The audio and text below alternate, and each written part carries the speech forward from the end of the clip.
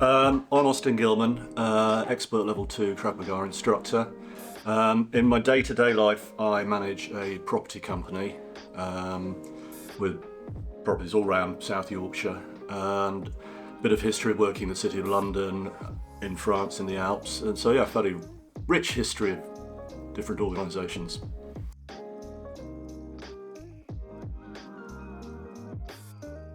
It's actually quite a long story. I've been doing Krav Maga I think about 18 years now, and I've been with Spartans Academy for 10. I actually got into Krav Maga after years of training in and teaching other martial arts, so I have black belts in Sanshou and Wushu, and loads of full contact kickboxing, which I've done as well. And I've had a rich variety of I suppose if you call it adrenaline sports, from extreme skiing, motorbike racing, car racing, and rugby, which I still play to this day. As a result, having achieved a certain level of things, I thought I wanted to up my training and find what I would think of as the ultimate practical martial art. And it was with a friend in a pub in London, Googling most effective martial arts, and I was lucky enough that Krav Maga came up. And then to discover that there was actually a class the next day just round the corner from my office, so off we went.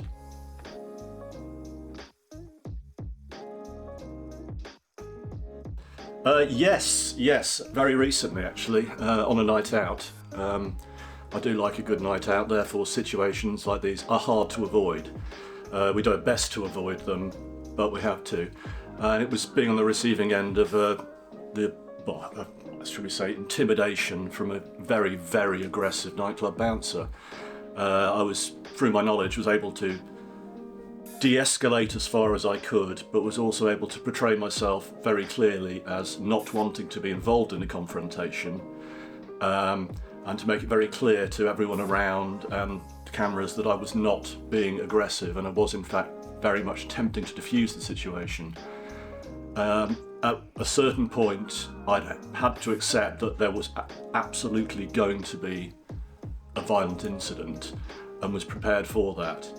But just by chance, the person in question changed his mind. I don't know if it was my body language, or he finally saw that he was putting himself in a very precarious legal situation. But the situation diffused. However, had I not had my knowledge, it would almost certainly wound up being a violent confrontation.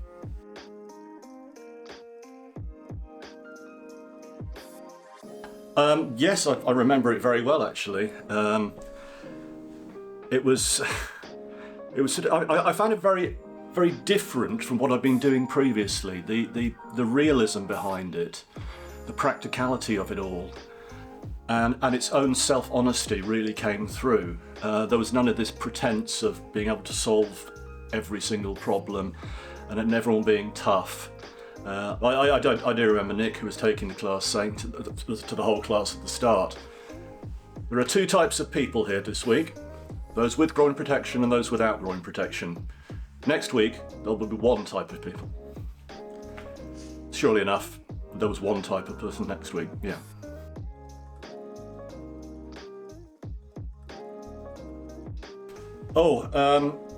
For me, it's that it's made me focus much more deeply on realism, rather than learn these wonderful jumping, spinning back kicks, which I used to specialise in do. Obviously I'm a bit too old to do that now. It's making sure everything is grounded completely in reality, and that everything is tested. It's something that I really enjoy about this academy. So, like I said, I've been with us 10 years now, and I've trained with numerous organisations and under various umbrellas. And with our particular group of instructors, it's the constantly retesting what we're doing to make sure it actually does work under stress. And that's what I love about Krav Maga.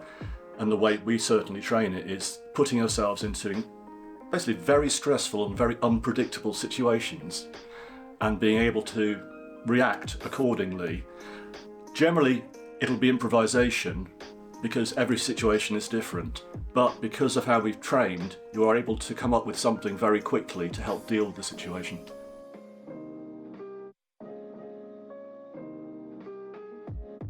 Yeah, I suppose the biggest one is that once you learn Krav Maga, you're invincible. It's very much a myth you see in movies, and there's very many famous movies, and they'll put various techniques and say this is Krav Maga, and a lot of the time, to be honest, it's not. It's stuff that looks good on telly. Krav Maga doesn't really look good when it's filmed, but that's not the point of it.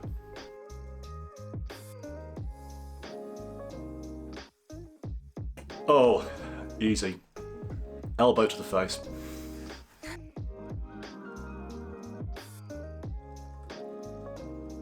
I'd say the main thing you need to do is get rid of any preconceptions you have about, say, self-defense or martial arts as a wider perspective. Park your ego to the side. No one's there to be as big and tough as they can be. And then just apply yourself, systemize. It's a very tricky thing to get into because with Krav Maga, it's such an unpredictable creature. I mean, the violence is an unpredictable creature. You can't expect to be able to do learn A, learn B, learn C, and this will deal with problems X, Y, and Z.